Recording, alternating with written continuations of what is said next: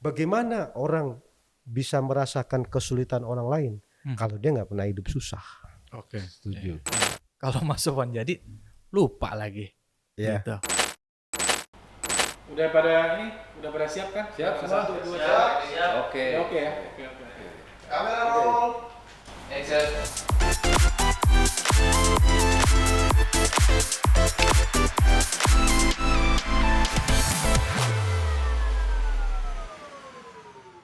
Obrigado. Obrolan rileks. Gado-gado.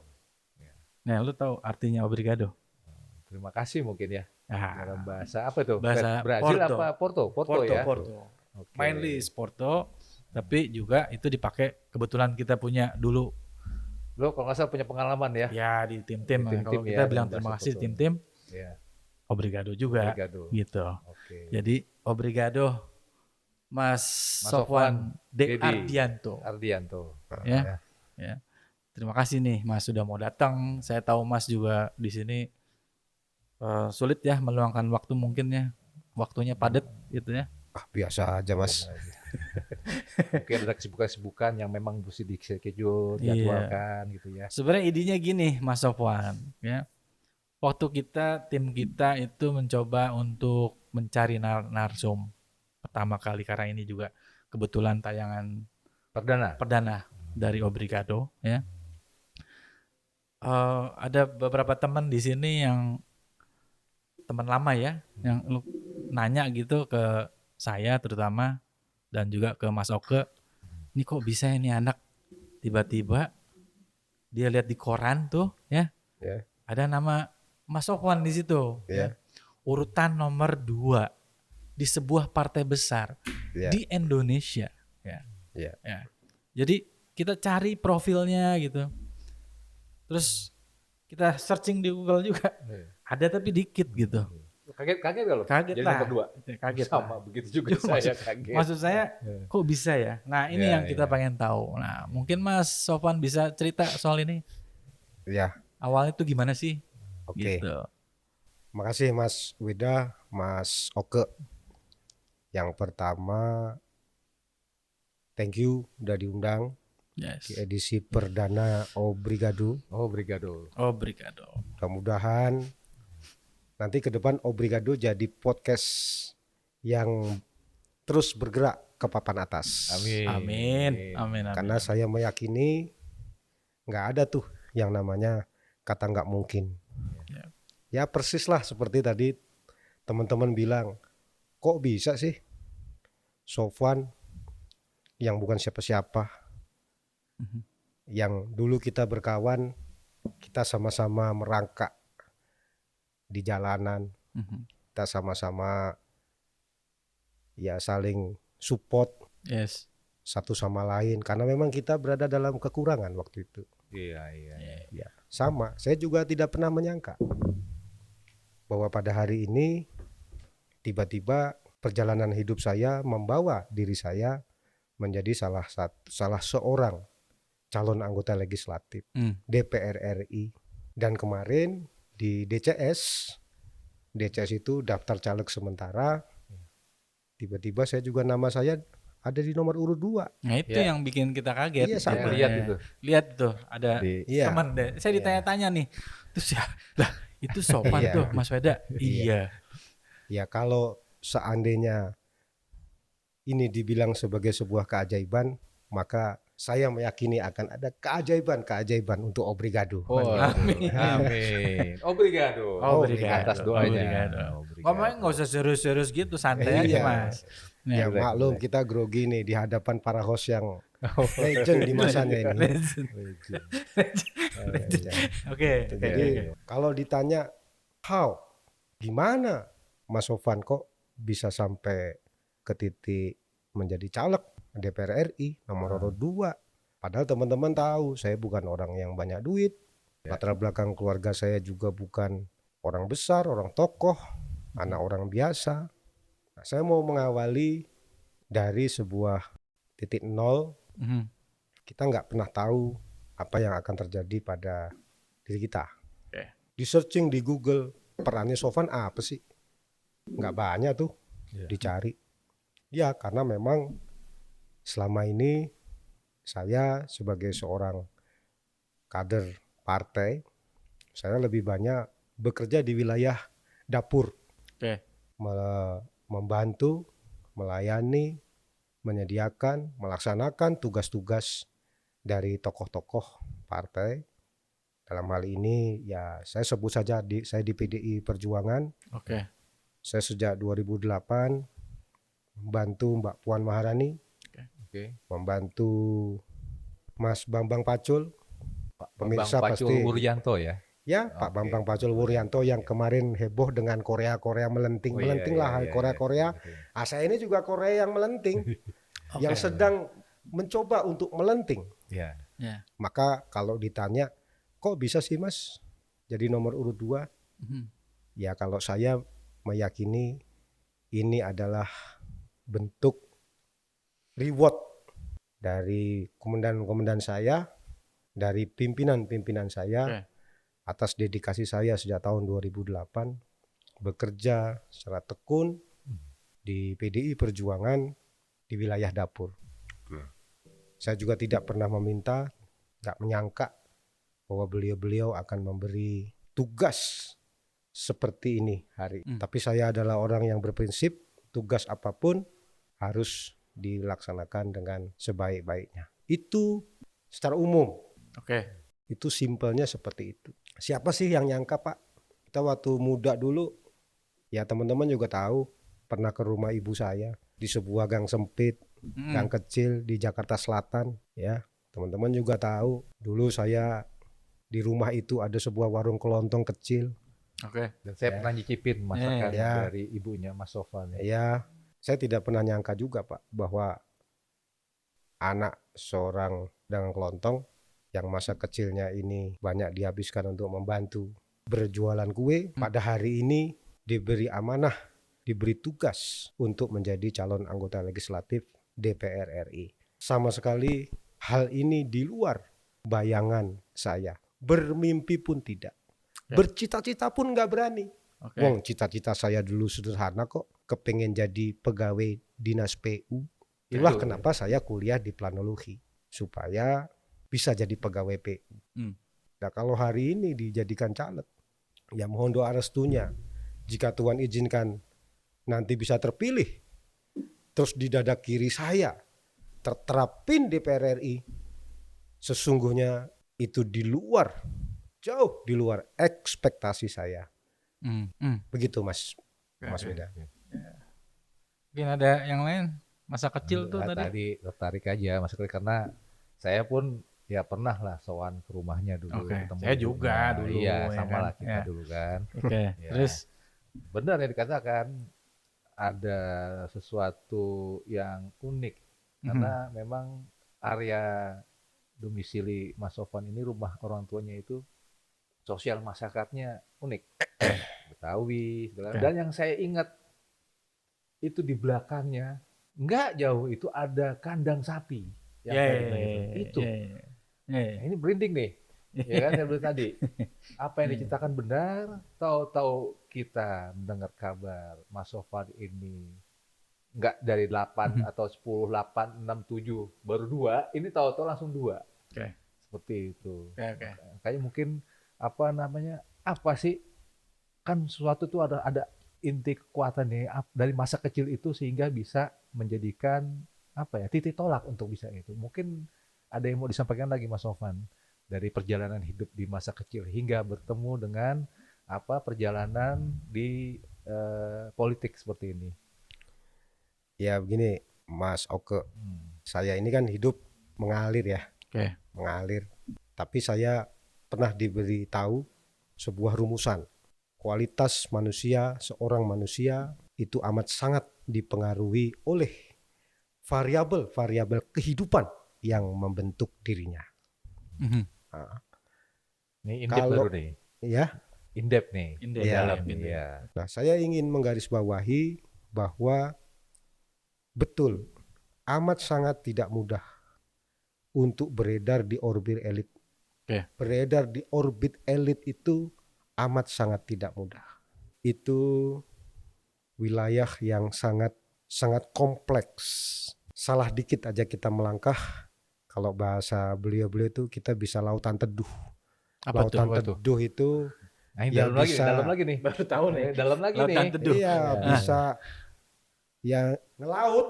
Kan Ah. kalau orang Betawi Jakarta kan bilang ngelaut aja lu kan gitu. Nah ini Oke. ngelautnya sampai ke lautan teduh, berarti nggak kelihatan tuh hilang. Oh, oke.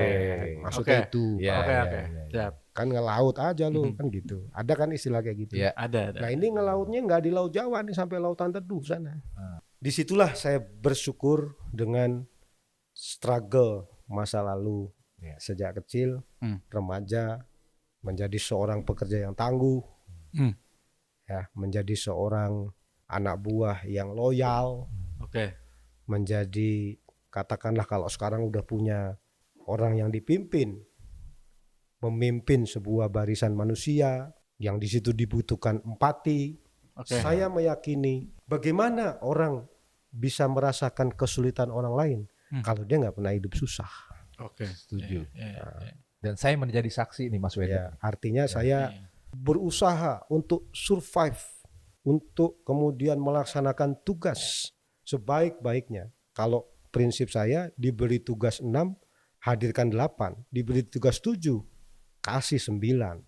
Nah itu menurut saya juga amat sangat dipengaruhi oleh masa lalu yang harus survive day to day.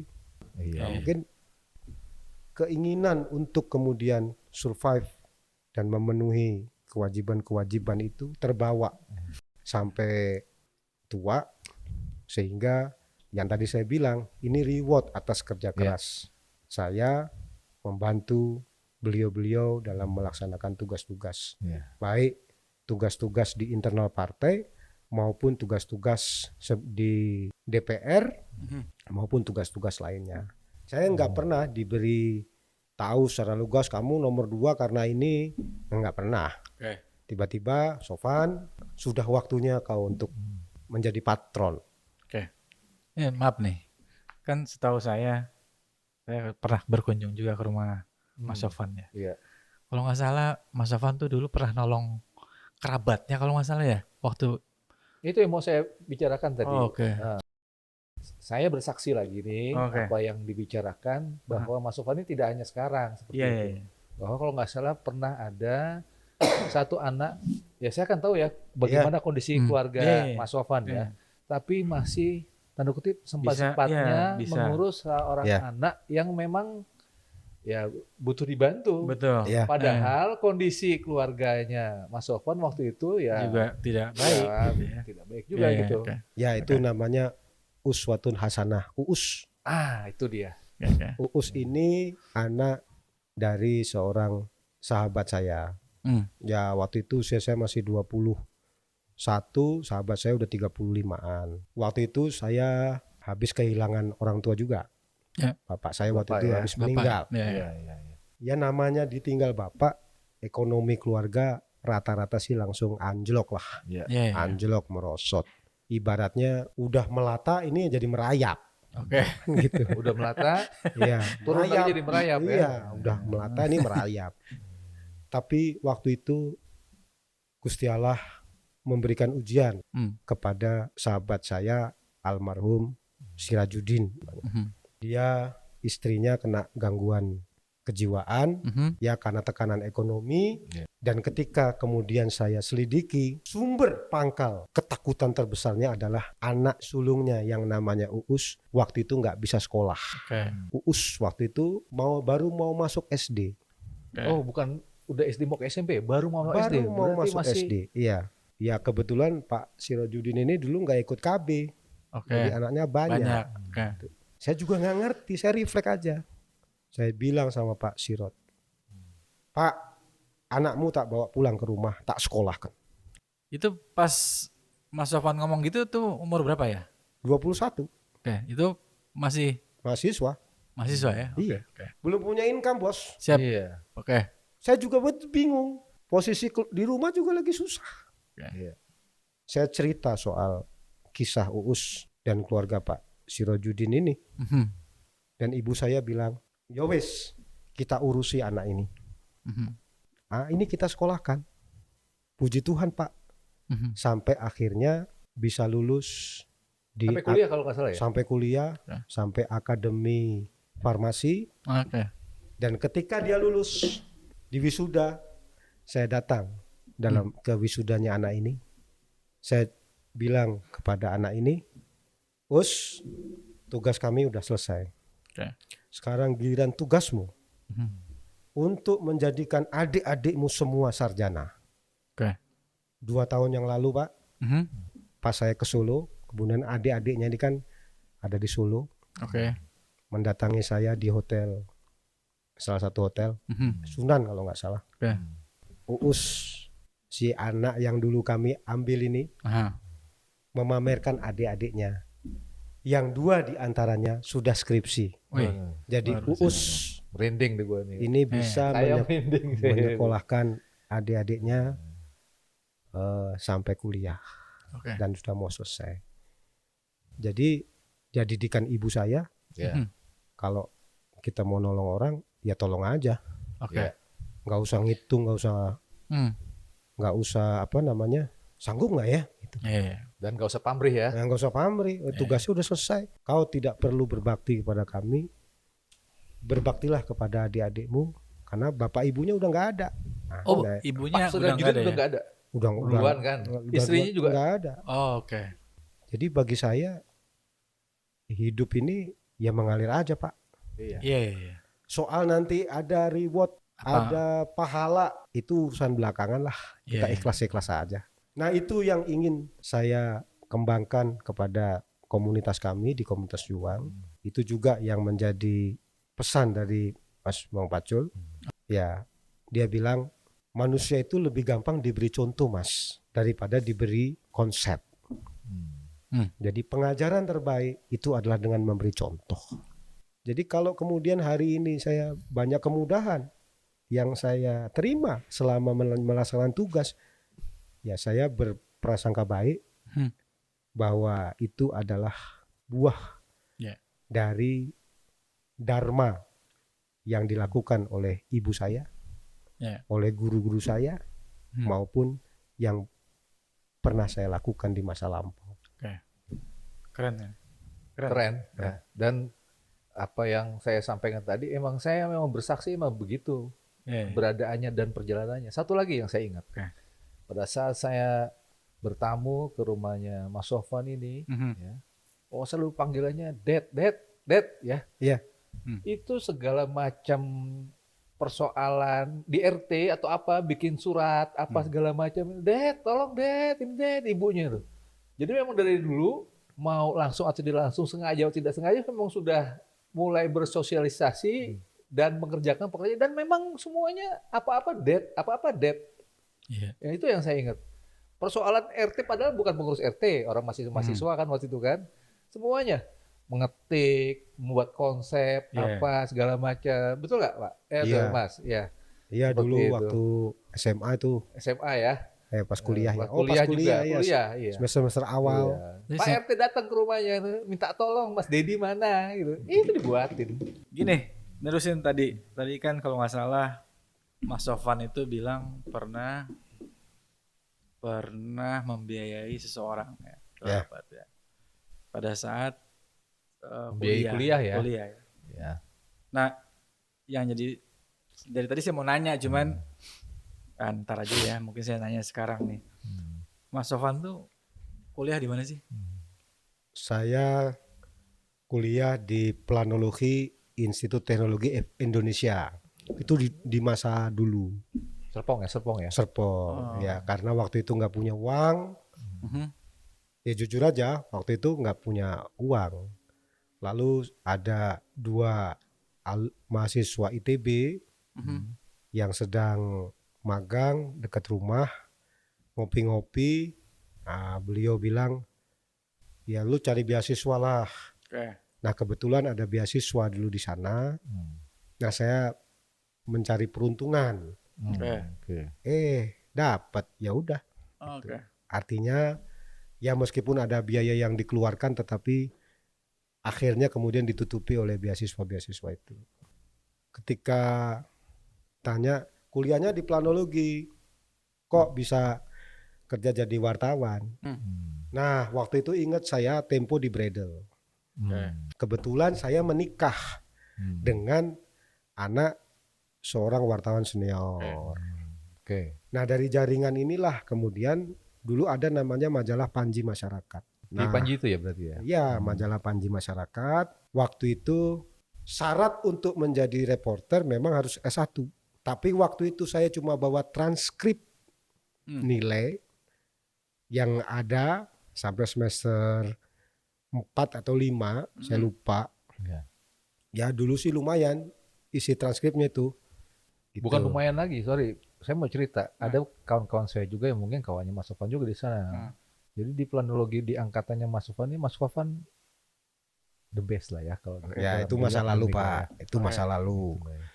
Nah berbekal transkrip dan waktu itu memo dari salah seorang wartawan senior yang menjadi jaringan saya sebagai aktivis, saya diberi kesempatan untuk tes. Di Panji Panji Masyarakat. Masyarakat. Oke. Ya, alhamdulillah puji Tuhan saya diterima waktu itu. Diberi kesempatan untuk menjadi jurnalis. Oke. Saya tanya dong sama manajemen, apakah aku ini diterima karena memo? Oh bukan Mas. Mas diterima karena memang nilai tes dan psikologinya bagus dan cocok sebagai jurnalis. Nah sejak itulah saya memulai dunia baru saya sebagai jurnalis. Wartawan lah ya. Sebagai wartawan tulis. Wartawan tulis. Sebagai wartawan tulis. Yang paling berkesan jadi wartawan tuh pada saat Mas Sofan bekerja di Panji. Ya. Itu Panji Masyarakat ya. Iya. Itu majalah ya. Majalah. Majalah itu apa ya kira-kira? Soalnya gini Mas, kan banyak nih wartawan jadi politisi, Ya. banyak banget. Ya. Ya. Semua orang punya ceritanya sendiri-sendiri. Iya. Kalau tanyain satu-satu pasti Beda-beda. beda-beda. Iya. Nah ini kalau cerita Mas Sofan apa Seperti nih? apa nih? Ketika reformasi, teman-teman kuliah saya masih pakai jaket kampus. Yang waktu itu kan saya ngilang dari kampus. Iya. Ya, saya nongol di DPR, ya saya ngintilin Pak Amin Rais waktu itu. Ngintilin Pak Amin Rais. Ya saya ketemu teman-teman juga kaget. Teman-teman di kampus di IT, kok bisa lo ada di sini tapi jadi jurnalis? Nah, saya jawab ceritanya panjang. Tetapi justru masa-masa penting saya sebagai seorang pewarta itu ketika saya sudah check out dari Panji Mas, dan saya kemudian menjadi penyedia jasa untuk beberapa lembaga. Salah satunya adalah saya kerja untuk Menteri Sosial Pak Bahtiar Hamzah waktu itu. Saya dapat tugas untuk bikin buku yang bersifat human interest. Saya keliling Indonesia mendatangi masalah-masalah sosial. Saya harus tinggal di kamp pengungsi. Saya harus tinggal di panti-panti orang cacat. Saya harus tinggal menyelami kehidupan, berwawancara, memotret di panti orang-orang gila. Saya harus mendalami tentang ketunasusilaan. Saya harus keluar masuk tempat-tempat lokalisasi prostitusi di berbagai pulau di Indonesia. Nah, disitulah saya harus mendatangi dan berinteraksi dengan orang-orang yang pernah terlibat dalam konflik-konflik berdarah di Ambon, Kalimantan itu Pak, Sanggau, Sampit ya. Sampit, ya, Sampit. dan macam-macam. Bagi saya journey itu selama 5 bulan itu amat sangat mempengaruhi karakter hidup saya selanjutnya Pak. Disitulah saya paham anugerah kebinekaan dari Tuhan itu harus dijaga. Karena kalau nggak dijaga itu nanti akan menimbulkan korban-korban seperti korban-korban di tempat pengungsian itu. Dari saya keluar masuk tempat prostitusi, ada warna baru cara saya memandang hidup mereka. Sampai disitulah saya menemukan jawaban. Ada 2 kejadian penting di Doli yang saya tangkap. 1, pengabdian seorang ustadz yang mewakafkan dirinya Pak Oke. untuk berdakwah di dalam kompleks. Doli ya. Doli, saya tanya sama Ustadz itu, saya lupa namanya. Hmm. Jenengan kok memilih mengabdi ngajar jadi Ustadz di dalam kompleks? Apa jawaban dia? Mas, kalau aku ngajar ngaji di langgar, di musola, di masjid, di luar sini, itu yang tak ajarin mau orang udah bener. Iya. Mungkin ilmuku hanya keluar kuping kiri, keluar kuping kanan. Tapi di sini Mas, di komplek ini, kata beliau, aku merasakan bahwa meskipun apa yang aku sampaikan sederhana, tapi jika itu bisa mengubah hidup teman-teman yang tinggal di sini menjadi lebih baik, di situ aku jauh lebih merasa berguna. Oke. Dan kedua, ketika saya mewawancarai beberapa penghuni lokalisasi di sana, di situ saya bisa mengetahui secara langsung tragedi yang membuat mbak-mbak itu terdampar di situ. Saya menangis waktu itu. Mana ada sih ada orang perempuan mau tinggal hidup dan bekerja seperti itu? Betul. Nggak ada Pak. Teman-teman ini juga manusia. Dan disitulah saya menemukan korelasi dengan sebuah kisah yang katanya dalam kisah itu ada seorang pekerja prostitusi di zaman mungkin di zaman awal-awal berkembangnya ajaran agama Islam di Timur Tengah gitu. Dalam kisah sufi itu dikisahkan bahwa si pekerja prostitusi itu adalah ahli surga. Kenapa? Karena dia menolong seekor anak anjing yang haus kelaparan. Di situ pandangan hidup saya dari sisi spiritualitas itu terjadi adjustment, bahwa ada banyak hal-hal yang harus saya tinjau ulang dalam cara menafsirkan ajaran Pak. Sehingga ajaran itu ditafsirkan secara humanistik, tidak secara tekstual atau textbook. Itu pengalaman saya jadi pewarta, jadi jurnalis. Satu, mempengaruhi geopolitik saya, wawasan geopolitik saya, dan bagaimana mulia tugas orang-orang yang tidak terlihat di dalam menjaga negara kesatuan Republik Indonesia. Yang kedua, tentang sudut pandang kemanusiaan. Itu bagi saya journey yang luar biasa Pak. Itu gift yang gak bisa saya dapetin dari bangku kuliah atau lain-lain. Ya kalau Pak Weda kan pengalamannya ditembaki tentara di Kabul, Afghanistan mungkin lebih dahsyat ya. Seperti itu ya. Dengan melewati ranjau-ranjau. Ranjau-ranjau ya. Nggak, ini nggak usah keluar ke situ. Oh, nggak usah. Nggak, ini ada pertanyaan, saya mau nanya lagi nih. Nanya aja tuh. Ya. Ada. Mas Sofan tuh tadi caleg DPR RI ya? Iya. Dari dapil mana? Saya diberi tugas oleh PDI Perjuangan. Caleg itu kan nggak bisa milih Pak tempatnya. Oke. Jadi dia nggak bisa minta gitu Nggak ya? bisa. Nggak bisa ya? Oke.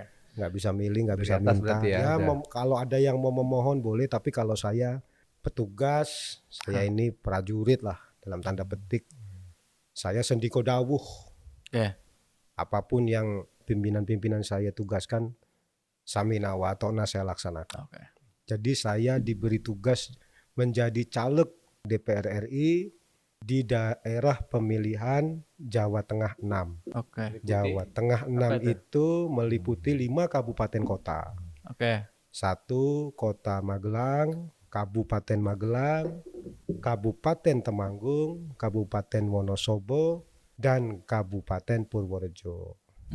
Ini juga bagian daripada pelaksanaan perintah. Saya diminta fokus di 2 kabupaten saja. Apa tuh? Yaitu di Kabupaten Temanggung dan Kabupaten Wonosobo. Kalau lebih ditanya, Mas dari 2 ini yang lebih fokus lagi mana? Lebih lagi difokuskan saya di Kabupaten Temanggung. Meskipun saya ditugaskan fokus di 2 kabupaten, tetapi home base saya adalah di Kabupaten Temanggung. Berarti kalau maaf nih Mas, saya kan nggak ngerti ya. Maksudnya kalau dari Mas kan Jakarta ya. Ya. Berarti setiap minggu ke ke Wonosobo atau mana tuh tadi? Dapilnya ya. Dapilnya ya. Temanggung. Setiap minggu atau gimana? Enggak juga. Kan saya sebagai orang dapur, kan saya juga masih punya kewajiban Oke. untuk membantu, Oh, ya, oke. mendukung, terutama Mas Bambang Pacul Mhm. sebagai ketua pemenangan pemilu Oke. DPP PDI ya, Perjuangan. Oke. Saya harus membantu database dan yang lain-lain. Oke. Jadi tentu saya menyesuaikan jadwal beliau. Tadi saya bilang ya banyak mantan-mantan wartawan Ya. yang tadinya berprofesi sebagai wartawan kemudian menjadi Masuk ke politikus politik. ya. Ya. Kan ada dong pertanyaan dari si masyarakat gitu ya. Meskipun tadi Mas Sofwan udah bilang, wah saya pengalamannya A, B, C, D, F, G dan segala macam itu. Cuma satu pertanyaan dari masyarakat cuma satu. Ya. Ya. Nanti kalau Mas Sofwan jadi lupa lagi. Ya. Gitu. Nah kayak gitu-gitu tuh kan banyak nih. Ini stereotip di banyak masyarakat. Ya. Dan kita juga selain podcast juga mungkin juga mengajarkan soal politik ya pada masyarakat ya. Saya buat yang penonton kita di sini bahwa Iya. politik itu tidak semuanya Terlebih buat yang muda-muda ya. ya yang mudah-mudah tidak semuanya itu buruk gitu Iya. kan. Ada yang buruk. Karena Ada saya yang- juga melihat Ya. apa namanya yang Mas Sofwan tadi bilang bahwa ada komunitas yang dibina di Iya. sana Ya. yang akhirnya saya juga ya jujur harus melihat bahwa ada perubahan dalam pemikiran ya bagaimana majunya komunitas yang dibangun di sana gitu kan ya Karena dia belum cerita tadi tuh Iya. komunitas kita belum tahu nih komunitas apa. ya, Ya. Tapi sebelum ke situ Iya. saya mau nanya Iya. tadi yang barusan itu Iya. gimana tuh? Itu tadi Pak, di awal tadi kan saya udah ngomong, manusia sangat dipengaruhi oleh variabel yang membentuk dirinya. Sofwan hari ini yang begini, ini dibentuk oleh variabel-variabel sebelum ini. Katakanlah Tuhan izinkan saya nanti jadi DPR. Oke. Mas Sofwan nanti berubah. Nah itu. Ya. Supaya nggak berubah ya saya harus selalu bergaul dengan orang-orang baik. Saya harus menjaga pergaulan dengan orang-orang lemah. Ya. Supaya rasa empati ini tetap terjaga. Saya harus sering bergaul dengan orang-orang yang punya visi sama. Bahwa berpolitik menjadi politisi itu nawaitunya harus diluruskan. Katakanlah dapat rezeki sebagai politisi. Guru saya, Mas Bambang Pacul, itu mengajarkan kalau engkau dapat uang dari politik atau akibat dari pengaruhmu di politik, maka berlakulah samjid. Sam itu kan 3 Pak. Jid itu Oji 7. Samsu Ya. Nah, samjid. Samjid. Kalau kau dapat 100, maka yang diizinkan untuk kau gunakan untuk kepentingan pribadi dan keluargamu maksimum itu 30%. 300. Yang 700 ini harus kau belanjakan untuk kepentingan perjuangan. Ini kata beliau. Untuk kepentingan bikin untuk bisa ngayomi ngayani. Yang kedua, saya dapat info kalau jadi anggota DPR tuh banyak dapat aspirasi. Pesan beliau satu, dalam aspirasi kau tidak boleh mengambil kickback. Persentase nggak boleh. Karena itu hak rakyat. Dan saya pastikan beliau juga tidak pernah melakukan itu. Beliau beri contoh kepada kami semua. Rezekimu bukan dari motong aspirasi. Itu tidak diizinkan. Motong aspirasi di kickback itu nggak diizinkan. Jika aspirasi itu untuk kepentingan rakyat, untuk irigasi, untuk bansos, itu nggak boleh. Untuk misalnya beasiswa, lah kalau saya melakukan itu, berarti kan bertentangan dengan prinsip ajaran yang diajarkan oleh ibu saya dan guru-guru saya. Jadi sederhana aja Pak. Yang kebayang di pikiran saya itu bos. Oke. Gue baru tahu tuh ada samjid. Samjid ya. Iya. Itu kan sama juga dengan ini ya. Kalau di Islam tuh kan ada zakat ya. Iya. Sama lah, mirip lah ya. Iya. Kalau di Kristen perpuluhan gitu. Ya mungkin saya nggak paham tapi intinya wanti-wantinya begitu. Wanti-wantinya. Ya oke mungkin mau nanya yang lain. Tadi itu apa tuh masalah komunitas? Komunitas. Nah itu tuh. Anak-anak muda itu ya, Pak. Ya. Itu namanya komunitas juang. Nah, komunitas juang ini adalah hasil dari renungan. Jadi ceritanya pada suatu ketika di awal tahun 2010-an lah, 2010-11, Pak Wang Pacul ini kan dulu jabatannya DPP partai. Berarti sudah jadi ring satunya Ibu Mega. Ada diskusi lah. Ya diskusinya saya nggak ngerti diskusinya kayak gimana. Tapi intinya waktu itu Bu Mega kasih amanat begini. Aku kepingin partai ini tetap ada. Meskipun nanti aku udah nggak ada. Partai ini diisi oleh orang-orang yang punya jiwa dan karakter pejuang. Dan itu ditangkap oleh Mas Pacul. Lalu Mas Pacul mengumpulkan sahabat-sahabat yang punya keahlian rekrutmen dan penggembalaan kader. Rupa-rupanya nama saya masuk dalam tim itu. Lalu sejak 2013, akhir tanggal 13 November 2013, program itu dimulai. Saya jadi wakil ketua Dewan Mentor di program itu. Ketua Dewan Mentornya Pak Bawang Pacul. Lalu Februari pertengahan dilantik angkatan pertama oleh Bu Mega di Banyumas. Dan istimewanya Pak ketika pelantikan ini, waktu itu beliau hampir tidak bisa terbang ke Banyumas lewat Cilacap. Kenapa? Karena waktu itu Gunung Kelut meletus. Oh, oke. Kita deg-degan tuh waktu itu. Bu Mega terbang apa enggak ya? Datang apa enggak? Datang Iya. apa enggak gitu ya? Tergantung debu Pak. Oke. Situasi debu. Kalau menurut pilot debu sudah bisa dilalui, sudah bersih, terbang. Istimewanya pagi hari itu kami dapat kabar pesawat bisa terbang. Oke. Ibu mendarat di Tunggul Bulung Cilacap, lalu jalan darat ke Banyumas dan melantik angkatan pertama sejumlah 460 orang kader yang pertama. Ini anak-anak muda semua. Anak muda usia 17 sampai 25 oke. tahun. Nah itu Oke. yang bikin Ya. Iya. agak terpana, Ya. terkagum gitu loh. Ya. Kita kan tahu apa namanya sejarah PDIP ya, seperti apa perjalanannya, nggak taunya ada suatu ya semacam mungkin diklat kali ya, gitu ya. Bukan Pak, kalau diklat kan hanya berhari-hari. Iya.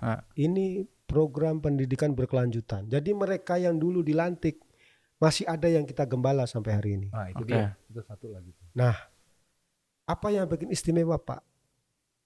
Saya baru sadar. Anak-anak ini kan dididik untuk memahami ya, sehingga ajaran-ajaran dan perjuangan Bung Karno, ayahanda Bu Mega, Oke. kakek Mbak Puan. Anak-anak ini dididik, kalau kau mau berjuang di PDI Perjuangan, teladani perjuangan Bung Karno. Saya ingat waktu itu bahwa ketika Bung Karno mau lahir, itu juga diawali dengan letusan Gunung Kelut. Oke. Oh gitu ya? Iya. Aha. Oke. Sehingga ada sugesti langitan lagi nih, bahwa alam seperti memberikan restu dan kode Oke. bahwa mudah-mudahan anak-anak yang ikut dalam program ini itu diizinkan untuk menjadi pelanjut perjuangan ide-ide Bung Karno. Itu yang Oke. pertama. Setelah berjalan sekian tahun, kami melakukan jambore. Ya, jambore dihadiri 3.333 Pemuda itu kader. tadi, Ya, nah, itu kan waktu itu jumlahnya baru sekitar 5.000-an. Oke. Tapi yang ikut memang kita batasi 3.333. itu dari 2014 yang 400-an Iya, udah sampai berkembang. habis Sekarang udah 7.000-an lebih. Nah, Nggak, pertanyaannya kenapa 3333? ya kode waktu itu kan logo PD nomor 3. Oke. Metal. 3. Nah, disitulah ditandatangani prasasti oleh Bu Mega.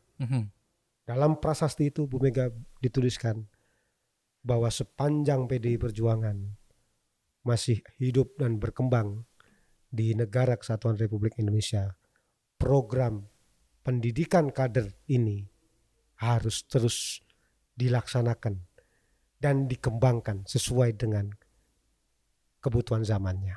Pak, saya ini mentor. Kunci mentor, mementori itu ada di kata teladan. Jika nanti Tuhan izinkan saya jadi anggota DPR, sesungguhnya ada satu alat pengendali dalam diri saya, mengingatkan diri saya terus, kau tuh mentor. Seorang mentor nggak boleh bertindak melampaui batas. Seorang mentor harus memberi contoh kepada anak-anak didiknya. Yes. Seorang mentor dalam melakukan sesuatu harus dilandasi oleh nawaitu, niat yang mulia. Itu tadi yang saya bilang di awal. Saya pun disuruh nyalek ini. Oke. Kan tadi udah saya bilang, supaya kau bisa jadi patron bagi adik-adikmu. Oke. Sehingga adik-adikmu nanti bisa jadi patron untuk para pelanjutnya, dan seterusnya, dan seterusnya, dan seterusnya. Itu Pak, kalau di partai kami, itu ada sebuah konsep yang menyatakan bahwa kekuatan partai kami itu ada di kultur patron klien. Oke. Patron itu pater, father, Patron. patron, Pola ya. bapak, Oh, bapak. father, Father. bapak. Oke.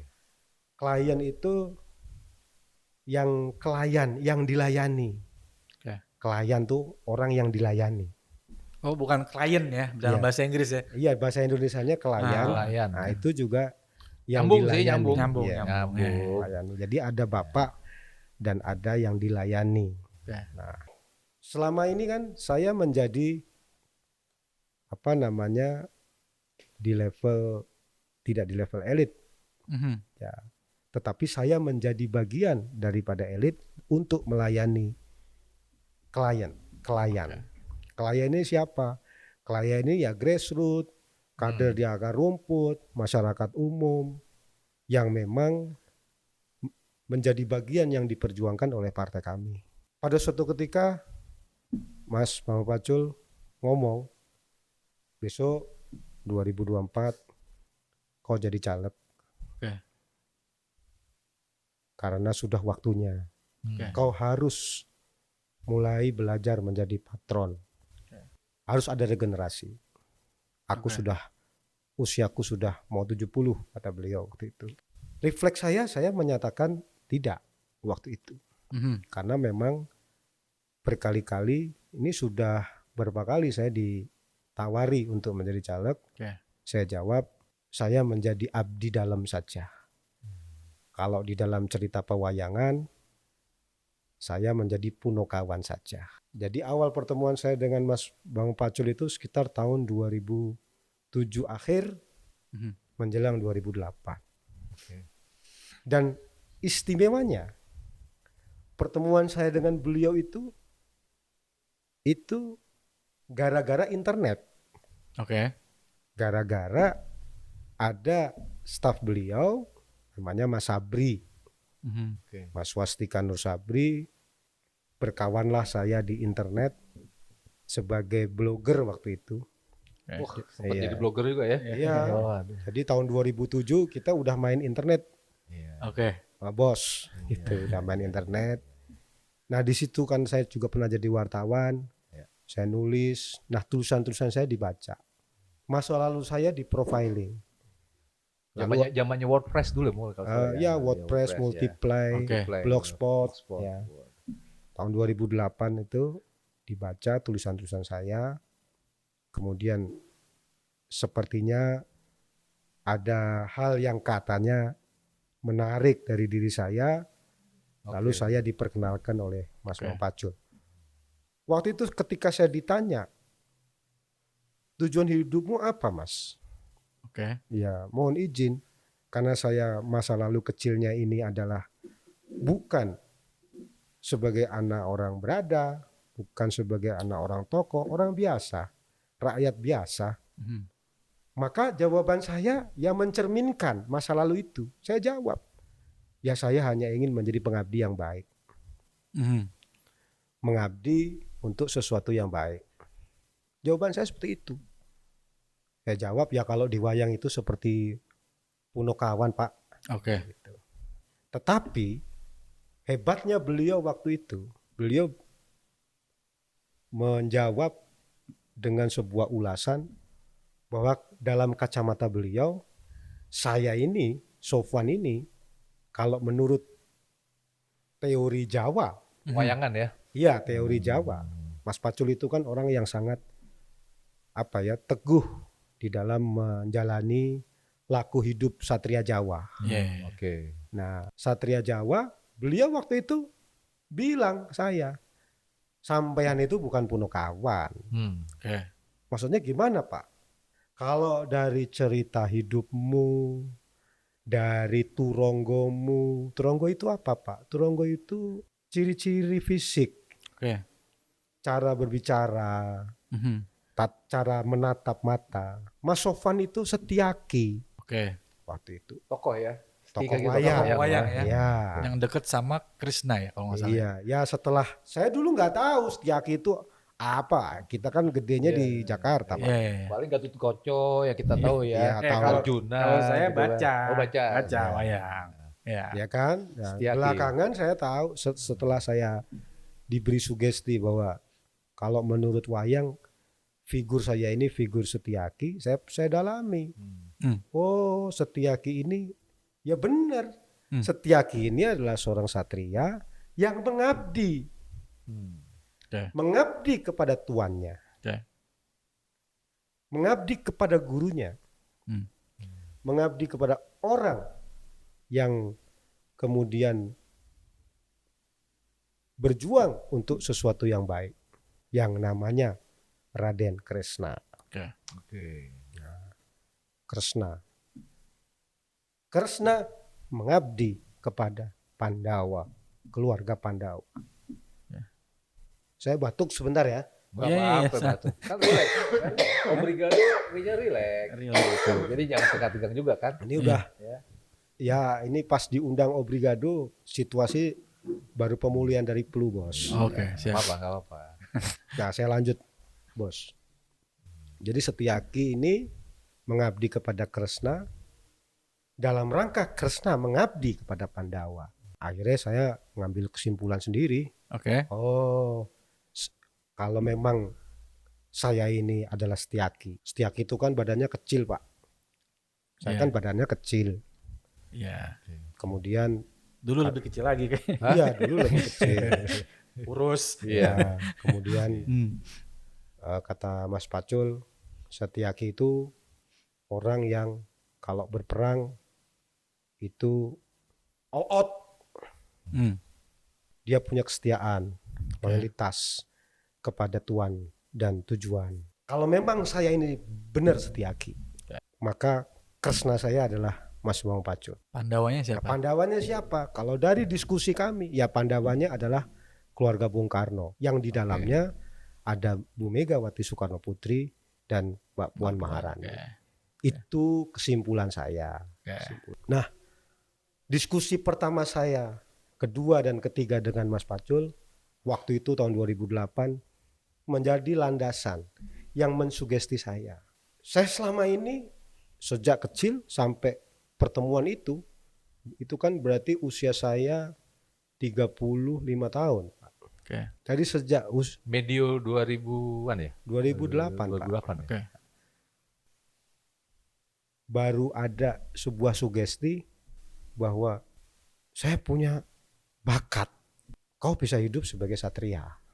Oke. Yang selama ini saya meyakini ya, saya ini abdi dalam. Oke. Saya yang melayani. Tetapi saya orang yang tahu diri hingga akhirnya kemudian beliau-beliau memberi kesempatan kepada saya, ya saya menjadi abdi dalam yang baik. Apa yang diperintahkan saya berusaha untuk melaksanakan dengan sebaik-baiknya. Maka ketika 2009, 2014, 2019 saya ditanya mau nyalek apa enggak, ya saya jawab waktu itu tidak. Itu 2019.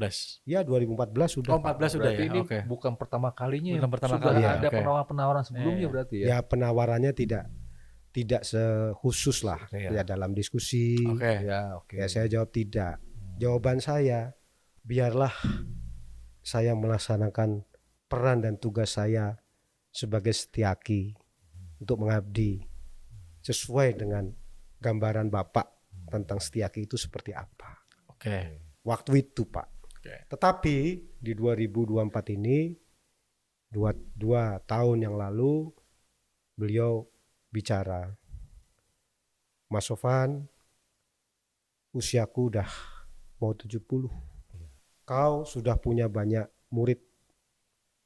Jadi murid yang dimaksud apa? Jadi di PDI Jawa Tengah ini, saya sebagai salah satu wakil ketua bidang rekrutmen, menjadi mentor untuk anak-anak muda yang direkrut Di DPD ya. di Jawa Tengah. Di Jawa Nah, Tengah. Khususnya ya di Jawa Tengah. Iya. Oke. Nah, anak-anak muda ini sekarang jumlahnya udah 7.000 ke 8.000 orang Wih. di seluruh Jawa Tengah. Oke. Namanya kader komunitas juang. 8.000, 7.000. Ya, dari 35 kabupaten kota. Ada yang sudah ditempatkan di banyak medan penugasan, Oke. baik di dalam maupun di luar partai. Itu adik-adikmu butuh patron. Oke. Hari ini Bambang Pacul masih bisa menjadi patron mereka. Tapi seorang Bambang Pacul ada usia yang tidak bisa dilawan. Oke. Maka niatkan kau menjadi caleg adalah salah satunya untuk menjadi patron. Kalau niat lurus itu kau pegang teguh, kata beliau, semesta akan mendukung. Nah, itu yang membuat saya pede. Oke. Kalau saya tidak dapat endorsement Pak, nggak pede saya Pak. Oke. Saya nggak punya tabungan duit. Tuh kata siapa tuh? Ada kan politisi yang bilang biaya kampanyenya banyak. Ya benar. Iya. Tapi saya meyakini beliau-beliau pasti akan mendukung pergerakan saya. Mau nanya nih. Boleh Siap. nggak? Boleh lah Pak. Iya. Enggak. Jadi kan Saya terlalu serius ya. kesimpulannya dia Mas Sofwan ini berarti kan sangat dekat dengan Mas Bambang Pacul ya. Oh, betul ya. Bambang Wuryanto. Bang Wuryanto. Bambang Wuryanto. Ya. Wuryanto. Kan dari sekian tahun itu Ya. Mas Sofwan ya. Dari 2008 sampai sekarang. Iya. Kan Mas Sofwan dekat banget sama Pak Bambang Pacul ya. Iya. Ya. Pasti pernah salah dong ya. Pernah dimarahin nggak? Oh iya. Nggak mungkin enggak Pak. Ya, sekarang saya Iya. mau tanya. Ya. Pernah dimarahin yang lucu nggak sama Mas Bambang Pacul? Yang paling lucu tuh apa? Saya nggak, kalau Maksudnya dimarahin lucu tuh gimana? Maksudnya lucu tuh maksudnya Gimana? ya berkesan lah ya. Ya, beri yang berkesan lah mungkin ya. ya.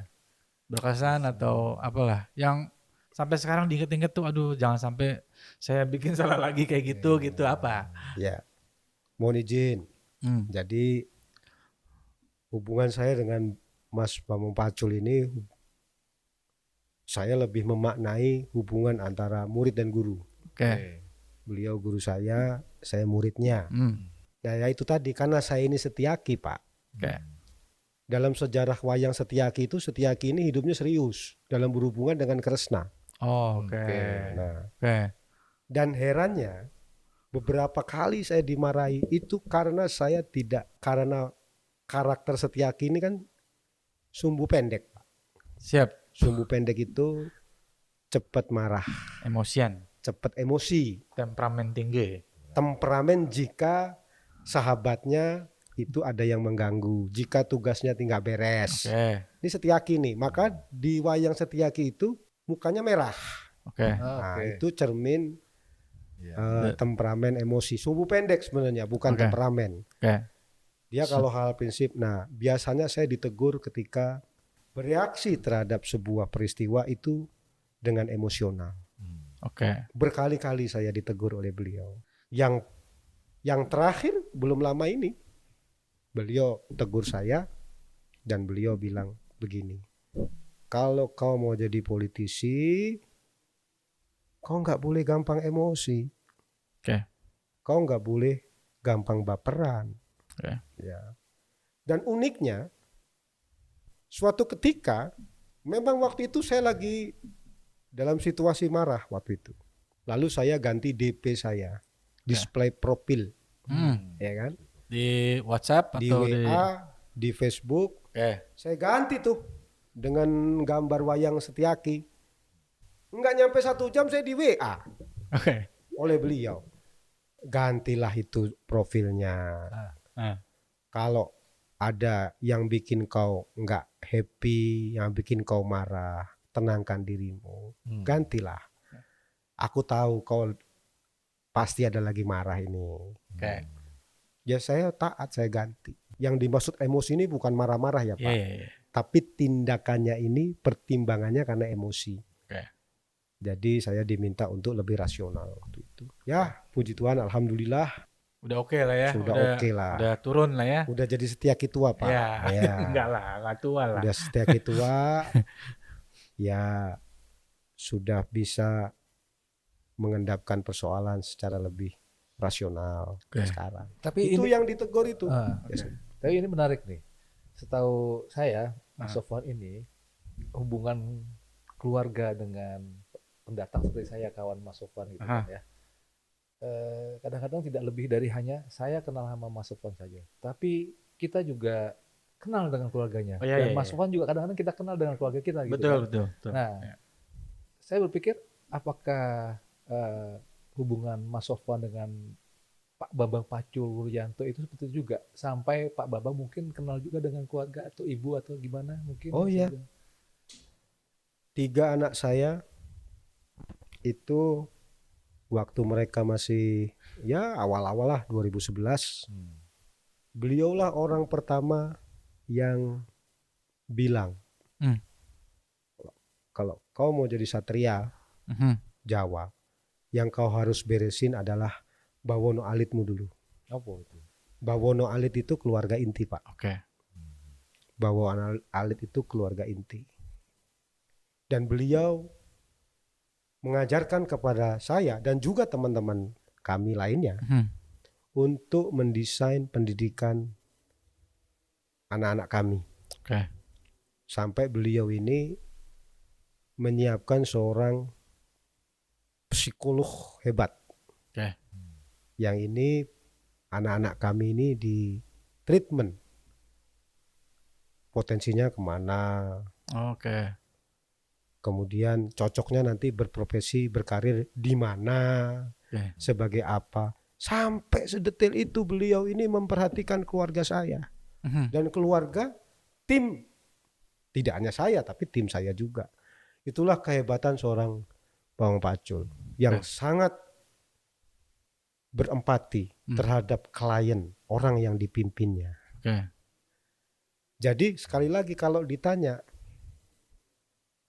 apa variabel yang sangat mempengaruhi cara Mas Sofwan menjadi sebagai seorang politisi, ya Bang Pacul. Oke. Maka saya di Dapil, saya banyak menerapkan contoh-contoh keteladanan yang diberikan contoh itu oleh beliau. Oke. 1, nggak boleh gampang marah, nggak boleh gampang baperan. Oke. Kemudian merencanakan sesuatu secara bertahap. Dan yang paling penting nggak boleh pelit. Oke. Itu Bambang Pacul Pak. Oke. Beliau yang ngajari. Nggak boleh es teh gula batu.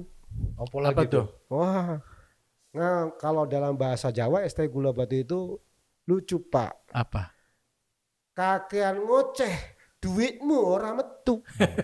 Cakep, itu kayak ponton berarti ya. Iya. Kekakian Kakean Kakean apa? ngoceh.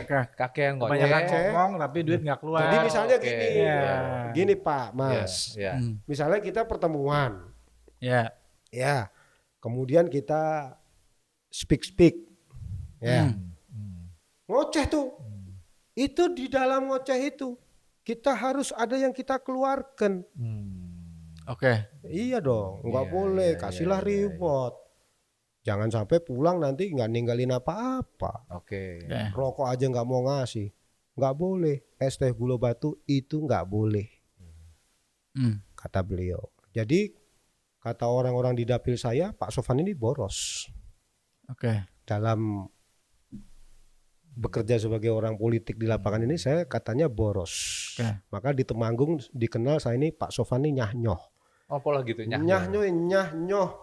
Oh, gitu. Nyah-nyoh itu Nyoh. Berarti Mas Iya. Sofan bisa nyah-nyah sama kita dong. iya Gini. gitu. Padahal izin, saya bukan orang kaya raya. Nah, itu dia. Nah, Gitu Saya dia. bukan orang kaya raya, tapi Oke. kok saya nyah-nyoh. Nah, itulah karena saya menyaksikan selama bertahun-tahun Oke. betapa Tuhan dan semesta memberi kemudahan jalan Hmm. terhadap kami Oke. untuk berempati, untuk berbagi dengan kawan-kawan. Dan banyak sekali kejadian yang nggak masuk akal. Tapi ini nggak bisa saya cerita, iya, Oke. iya. yang nggak masuk akal ini. Lanjut, Nah, lanjut. terakhir Nah, Pak, Aha. dan prinsip ST Gulu Batu itu kan bertentangan dengan prinsip komunikasi. Kalau komunikasi itu kan kumpul. Oh, komunikasi. Nah, Kumpul. muni-muni, bunyi-bunyi. Oh. Ngomong-ngomong. Iya, habis itu kasih. Oh. Nah, Oke. Siap. maka Iya. kalau kita siapapun, nggak usah di politik lah, Oke. jadi Pak RT aja. Iya. Iya. Gini-gini kan saya juga Pak RT nih. Oh gitu. Oh, iya. Gitu. Iya, benar. Kalau kumpul-kumpul, muni-muni, pulangnya harus kasih. Iya. Oke. Ya kan, kasih apa kek? Iya. Iya. Kasih batik, Oke. kasih Lurik. kasih door gitu. press. Iya. Ya kalau seandainya lagi tongpes, minimum kasih senyum Senyum. yang tulus, Oke. kasih harapan, Oke. ya kan? Kasih sesuatu yang indah, yang baik, yang bisa dikenang oleh teman-teman yang bertemu dengan kita. Oke. Kalau ini sih fakta ya. Ah, Ya. Sebenarnya sih background saya nggak istimewa Pak, nggak istimewa amat. Karena hari ini di DPR RI di Senayan sana, itu banyak sekali beliau-beliau yang udah jadi DPR, ya, yang bahkan menjadi publik figur. Oke. Itu hidupnya yang jauh lebih susah dari saya banyak masa kecilnya. Public figure. Iya, dan politisi Senayan dari lintas partai, dari partai apa saja. Ya, Iya. termasuk Mas Pacul kan dulu juga kecilnya bukan berlimpah dengan kekayaan juga. Oke. Banyak, Pak. Iya. Yang Oke. kalau dalam bahasa PDI itu namanya lumpen. Oke. Orang-orang lumpen. Apa tuh lumpen? Lumpen itu bahasa Jerman. Oke. Bahasa Jerman, kalau bahasa orang pergerakan istilahnya lumpen proletariat. Oke. Nah, itu mencerminkan orang-orang yang hidupnya itu di bawah. Lumpen itu sendiri kalau secara bahasa artinya itu gombal, serbet, lap. Oke. Ya. Yang Kalau taruh di ja- sini. Ya, kalau zaman Sri Mulat dulu, siapa yang jadi berperan jadi pembantu itu babu itu pasti ada lap, ada gombal di Oh di sini ya. ya di sininya. Iya. Nah, itu mencerminkan orang-orang kelas bawah. Oke. Jadi di DPR RI Pak, yang backgroundnya kelas bawah banyak sekali. Oh, oke. Dan justru beliau-beliau inilah yang kemudian banyak mewarnai. Kalau bahasanya Mas Pacul, orang-orang kelas bawah inilah yang disebut Korea-Korea itu. Oh, oke. Dengar kan ya, pernah lihat ya Mas. Korea-Korea Bang ini. Pacul ya. Maka prinsip komunikasi itu tadi, kumpul-kumpul, harus sering kumpul. Ya. Muni. Muni. Sampaikan Oke. dengan cara yang tepat. Oke. Kan gitu Pak. Iya. Kalau sama orang Jawa, ya pakailah tata cara Jawa. Jangan pakai tata cara Batak. Oke, nyambung lah ya. Nggak nyambung. Iya, Kalau yang dihadapi orang Sunda, ya jangan pakai tata cara orang Minang Iya, atau orang Ambon. Pakailah tata cara orang Sunda. Oke, Muni-muni tuh. Habis itu Iya. kasih. Oke. Kasihlah hadiah, kasihlah apapun. Begitu Pak. Oke. Terus Mas, satu lagi yang lain. Kalau nggak salah Mas Sofwan ini lahir di Kudus. Iya. Iya Ya, nggak? Kudus. Iya. Bener ya? Iya. Lahir di Kudus. Kalau ibu dari Kudus. Ya, ibu saya Kudus, keluarga Menara Kudus. Oke. Ya, kalau keluarga Menara Kudus itu berarti keluarga kiai-kiai di kalangan Masjid Menara Kudus. Oke. Kalau Bapak kalau nggak salah dari Jogja. Ya. Bapak saya Saya- Sleman, Jogja. Ya. Sleman ya. Saya pernah nih ke rumah kakek beliau. Ya, di Oh, Jogja. Ya. Jogja. Nah, terus kenapa sih kan meskipun memang Mas Sofwan itu di Jawa Tengah. Jawa Tengah Iya. ya, di istilahnya apa ya, diperintahkan atau diminta untuk memimpin atau menyalekkan diri di Ya. Kedu ya kalau nggak salah di dapil Iya. 6 tadi ya. Jateng 6. Nah, kenapa nggak di Kedu di Kudus Kudus. aja ya, atau di Jogja? Ya, di awal-awal ketika saya diperintah, saya sudah ditentuin. Oh gitu. Oke.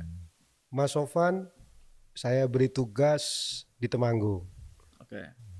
Belajarlah menjadi orang partai yang bisa berpucuk ke puncak, menganyam ke samping, dan mengakar ke bawah.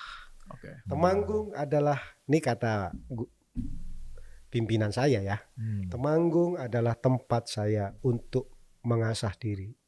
Oke. Ya, mengasah diri itu berarti diberi tugas. Mhm. Sekaligus di dalam penugasan itu mengembangkan diri. Bisa nggak lu jadi patron yang baik?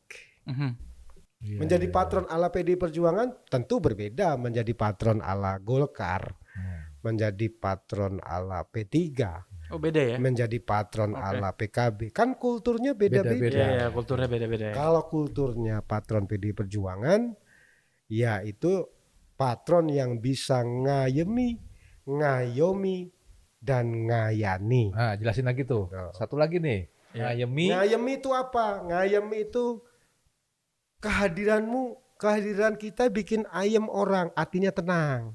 Oke. Wah, kalau Pak Oke, Pak Weda datang, nih pasti masalah beres. Tenang.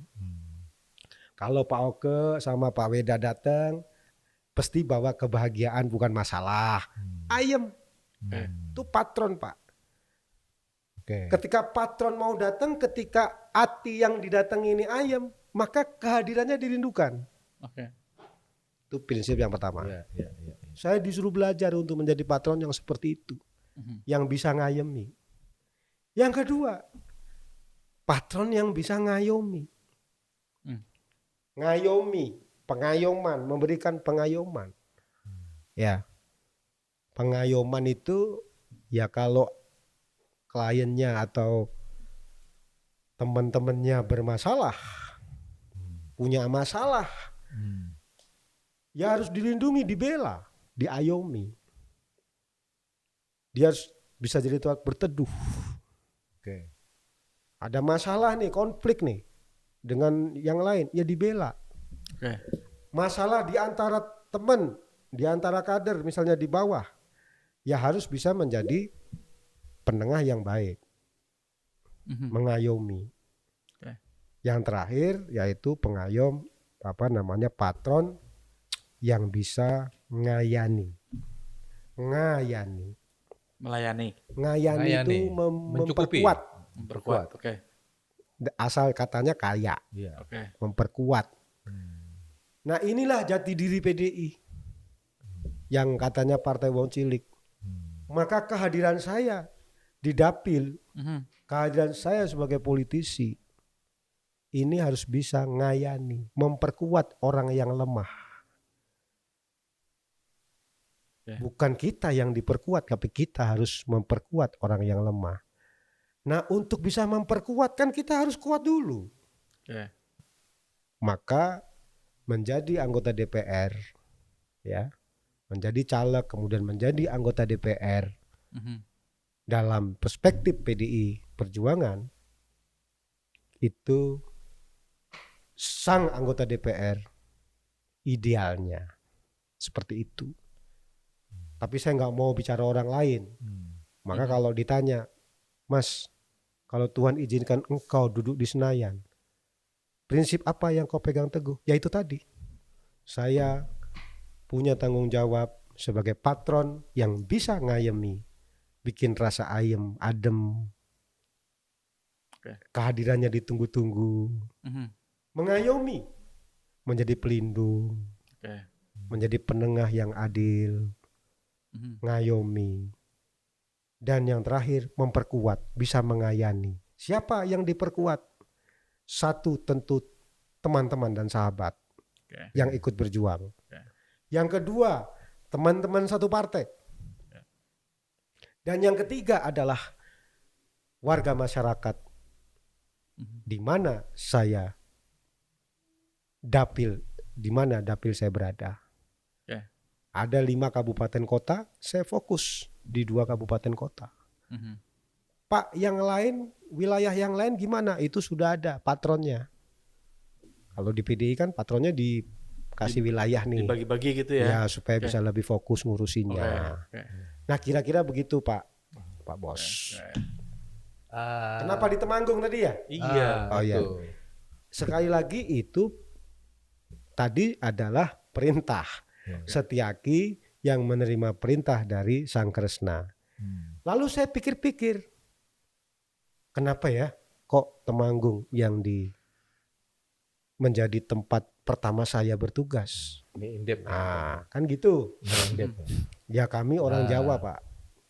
Meskipun saya besar di Jakarta, saya dibesarkan sehari-hari dalam kultur dan tradisi Jawa. Gitu. Kultur dan tradisi Jawa. Saya bertanya, saya berdoa, kenapa kok di Temanggung? Kenapa nggak di Kudus? Kenapa nggak di Depok? Nah, Misalnya tempat saya tinggal dan jadi Pak RT. Ya. Kenapa nggak di Jakarta Selatan? Tempat saya tumbuh dan berkembang. Jadi gini-gini kita anak Jaksel bro. Oke. Kan gitu. Luar biasa. Kita anak Depok. Depok. Kita anak Depok. Ya, sekarang Dia saya anak di Jaksel. ya. Kenapa di Temanggung? Nah jawaban itu akhirnya saya temukan. Karena sesuatu terjadi ada alasannya di Iya. samping yang tadi yang lain. Soalnya Gusti Allah itu, Tuhan itu katanya setiap kehendaknya itu punya argumentasi, Ya. punya alasan. Ya. Lalu saya pelajarilah sejarah Temanggung. Nah di situ saya menemukan fakta sejarah yang menurut saya istimewa untuk diri saya. Jadi Temanggung ini kan terkenal sebagai daerah tembakau, Bako ya. kan gitu. Ya. Sementara tempat kelahiran saya di Kudus itu terkenal sebagai daerah produsen rokok kretek. Itu tembakaunya dari penghasil tembakaunya Temanggung, di Kudus ini produsen rokok kretek. Ini kan juga 2 hal yang saling berhubungan. Betul. Ya.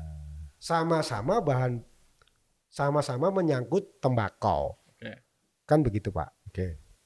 Lalu saya tarik, gimana ceritanya? Kok Temanggung itu kok bisa jadi wilayah tembakau? Nah disinilah ada kisah yang menurut saya sangat istimewa. Jadi zaman dahulu kala itu di Temanggung ada tokoh ya, namanya Makukuan. Ini keturunan Tionghoa. Makukuan, ya keturunan Tionghoa. Orang Jawa susah ngomong bahasa Cina, bahasa Tionghoa. Maka Makukuan menjadi Makukuhan. Makukuhan disebut Ki Ageng Makukuhan. Oleh si Makukuan muda ini lalu bergurulah kepada Kiai Kanjeng Kiai Sunan Kalijogo di Demak di awal-awal. Belajarlah ilmu sufi tasawuf dan ilmu kanuragan dari Sunan Kalijogo. Dari murid-murid Kalijogo ini, Makukuan ini termasuk salah satu yang the best. Kedengaranlah nama Makukuhan ini oleh Kanjeng Sunan Kudus. Ya, Kanjeng Sunan Kudus. Lalu diperkenalkan kepada Kanjeng Sunan Kudus oleh Kalijogo, Sunan Kalijogo.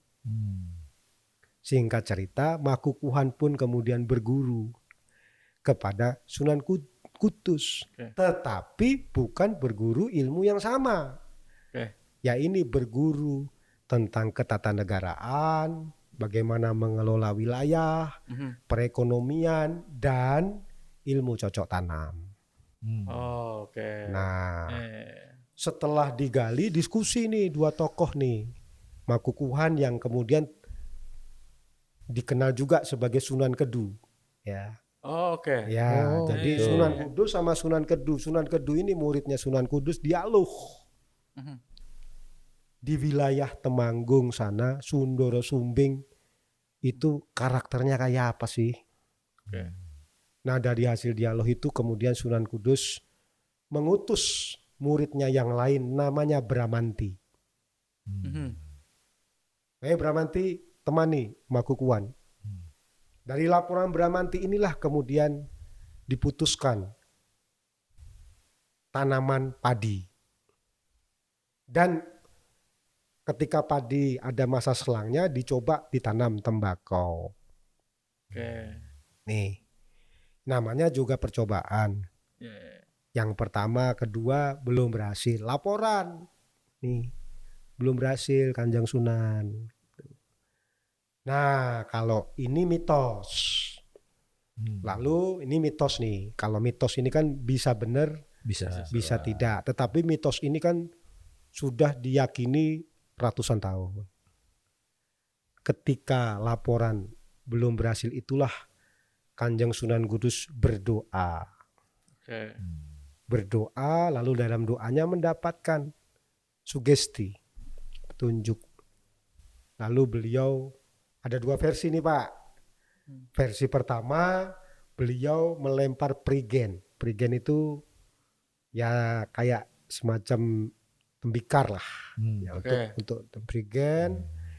Versi yang kedua itu beliau melempar tongkat. Oke. Tongkat itu bahasa Jawanya teken. Kan gitu. Oke. Kalau yang versi pertama, prigen ini dilempar, shoot, mendaratlah di sebuah tempat desa namanya Desa Legok-Sari di Kecamatan Telogomulyo. Masih ada tuh. Masih. Sampai Enggak, ini sekarang? kan cerita. Oke.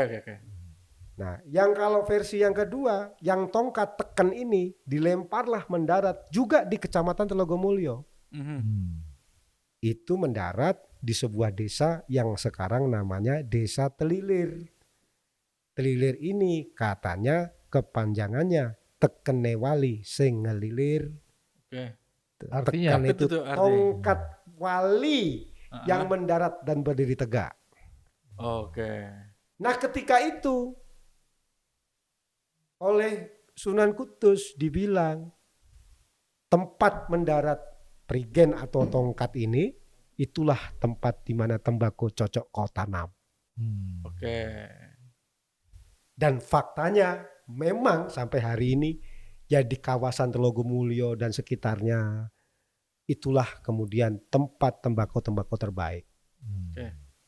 Jadi saya berpikir berarti ada hubungan dong antara Kudus dan Temanggung. Saya gedein perasaan nih. Oke. Kan gitu. Oh, memang ada kisah sejarahnya. Singkat cerita, ini kan menurut buku ya, menurut kisah literatur. Setelah berhasil, tembakau ini dikembangkan, kan harus dipasarkan. Dipasarkan kemana? Kan harus menjadi produk. Oke. Nah, disitulah Kanjeng Sunan Kudus kemudian mulai mengembangkan wilayah di Kudus sejak itu sebagai salah satu wilayah sentra produksi kretek, rokok kretek. Oke. Yang tembakonya dari Sunan Kedu. Nah, di situ saya akhirnya ayem ya saya meyakini bahwa nggak ada Gusti Allah itu memperjalankan kita tanpa tujuan dan tanpa relasi. Oke. Nah, saya meyakini, kalau di zaman dahulu saja sudah ada hubungan batin, bahkan hubungan ekonomi dari Kudus antara Temanggung dan Kudus. Oke. Ya berarti apa salahnya Oke. kalau kemudian meskipun saya orang Kudus, saya hari ini diberi tugas untuk berdinamika bersama masyarakat Temanggung Oke. dan Wonosobo, khususnya di Temanggung, karena itu home base saya. Oke. Itu yang kemudian membesarkan hati saya, Pak. Di Desa Telilir itu di Temanggung atau di Kecamatan Telogomulyo, Kabupaten Temanggung. Oke.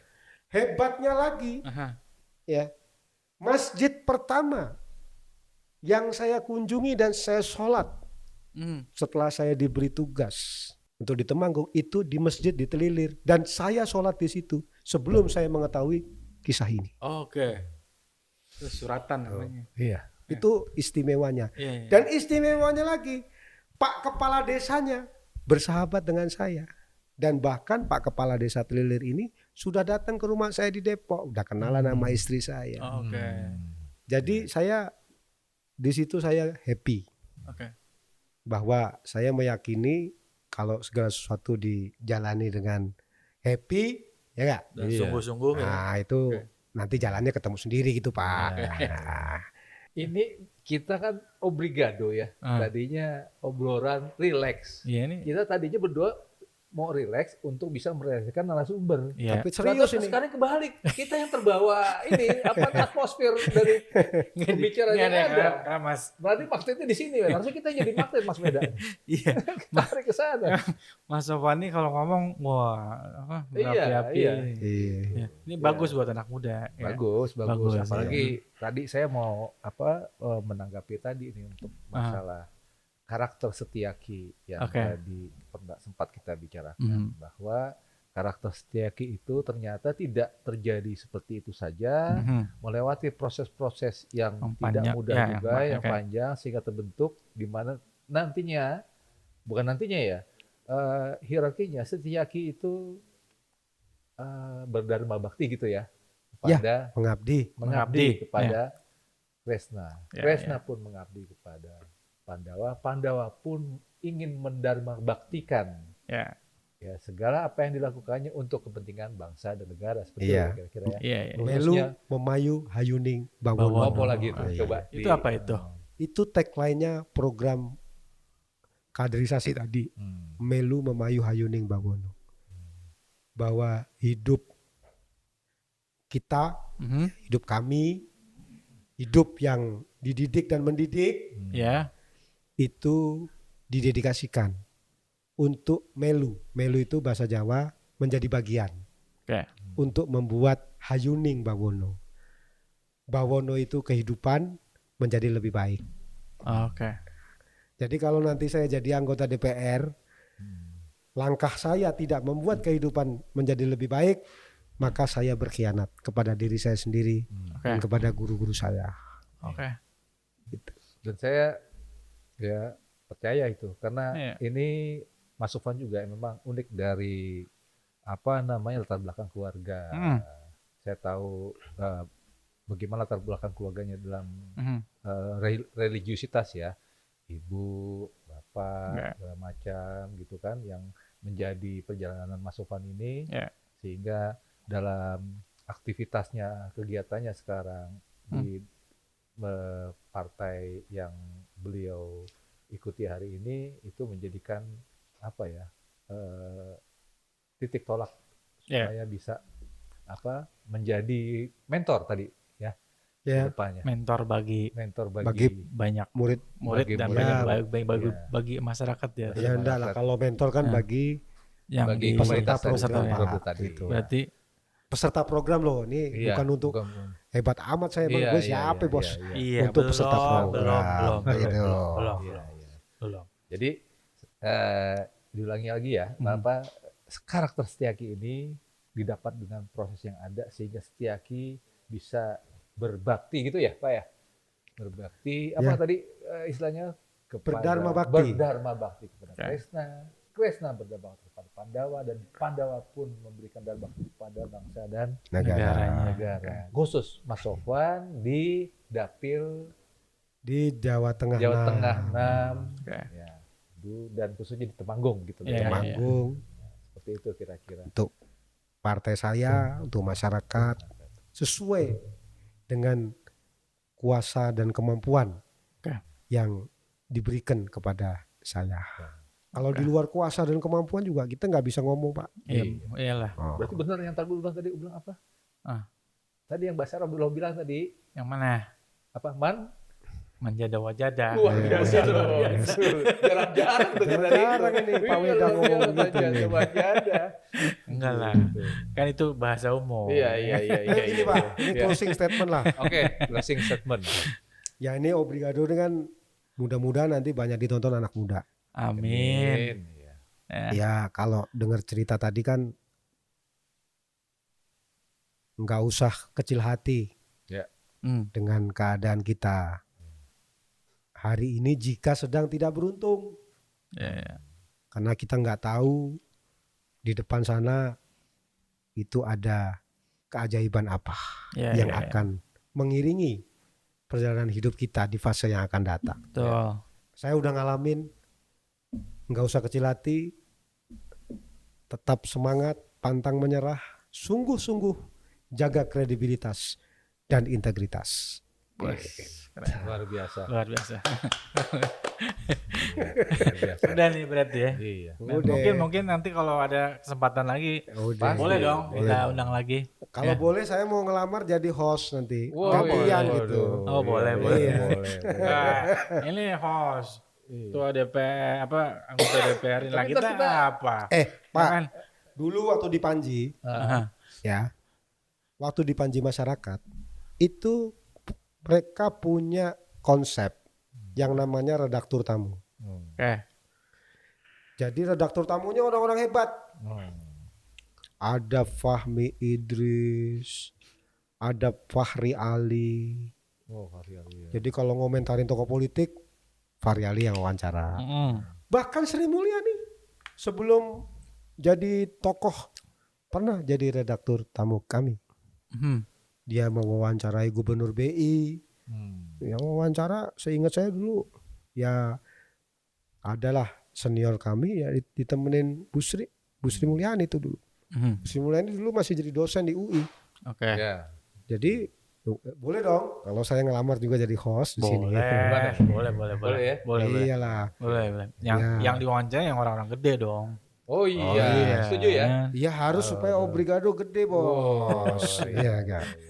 Tapi gini, Mas Sofwan, Obrigado tuh nggak cuma ngomongin politik, Gado-gado ya. gado-gado, Oh, macam-macam iya. nih, ya. Ngomongin film oke Pak. Oh iya, Oke, boleh. gitulah kira-kira ya. Oke, buat Film apalagi? apa? Olahraga. Ya, macam-macam. Ya, Iya. Macam-macam, musik ya. macam-macam. Makanya namanya Obrigado. Obrigado. Gado-gado ya. Ya, obrolan Iya. relax, gado-gado. Tapi di dalam relax itu ada tata nilai. Betul, Ya, itu. betul, betul, betul, betul, betul. Itu. Bahwa dalam olahraga pun ada tata nilai. Siap. Dalam movie ada tata nilai. Ya, ya, ya. Dalam musik ada tata nilai. Kan gitu Pak. Ya, ya, ya. Itulah I-nya in depth tadi itu mendalam banget tadi kita kan. Iya. Relax tapi mendalam gitu. Ini kalau sama dia kayaknya kita nanyanya sedikit aja. Ah, Biar beliau yang jelasin. oke. Jadi kita serius. Iya, iya, iya. Kita mau agak relax sedikit, waduh kayak magnet nih. Gitu. Jadi kira-kira Ya, gitu ya. beliau memang begitu dulu pada saat terakhir sudah lama tidak ketemu terus ketemu lagi ada lagu Show Me the Way Oh, sama lagunya Whitney Houston dulu Iya. tuh. apa tuh judulnya? The greatest love of all. Nah, Ya. Oke. Itu mempengaruhi Pak. Oke. sama Show Me the Way itu salah satu. Iya. Itu belum cerita tuh dia. Hah? Ya yang tahu beliau itu. Ya udah ya kita Kita akhiri saja ya. akhir kata obrigado ya. Ya, Oh, tapi terima kasih. Kalau dulu Ya. makasih ya MJ MJ Sofan. MJ Sofan katanya ya. Ya. Terima kasih udah datang di Obrigado. Iya Ya, mudah- bos. Mungkin ada itu ada yang kaos yang mau di ini tuh biar Wah, Jadi ini Obrigado. pertama Obrigado. Udah ada kaosnya, Pak? Udah dibikin Mantap. aja. Mungkin buat Pak Sofan yang L ya mungkin ya. Iya. Nah, Ada. Yang Excel juga nggak apa-apa. Oh, Excel juga nggak apa-apa. Ya udah. Excel juga nggak apa-apa. Udah sini nggak apa-apa. Sini. Hmm. Oke. Obrigado gimana? Iya, lu lah kasih. Hah? Udah dong. Ini boleh. Pak Mas Sofan ya, obrigado. Obrigado. iya, Sini, wah, sini. ternyata udah jadi, Bos. Obrigado. Ya, mudah-mudahan Mas Sofan nggak kapok ke sini Iya. ya. Suatu saat kita akan undang lagi. Suatu saat saya datang pakai kaos ini jadi host. Oh iya, siap. Terima kasih Mas Sofan. Lagi, Bos. Oke, kita tutup aja. Terima kasih buat teman-teman Obrigado semua. Ya. Sampai berjumpa di tayangan podcast berikutnya. Ya. Obrigado. Obrolan Obrigado. relax. Gado-gado. Gado-gado.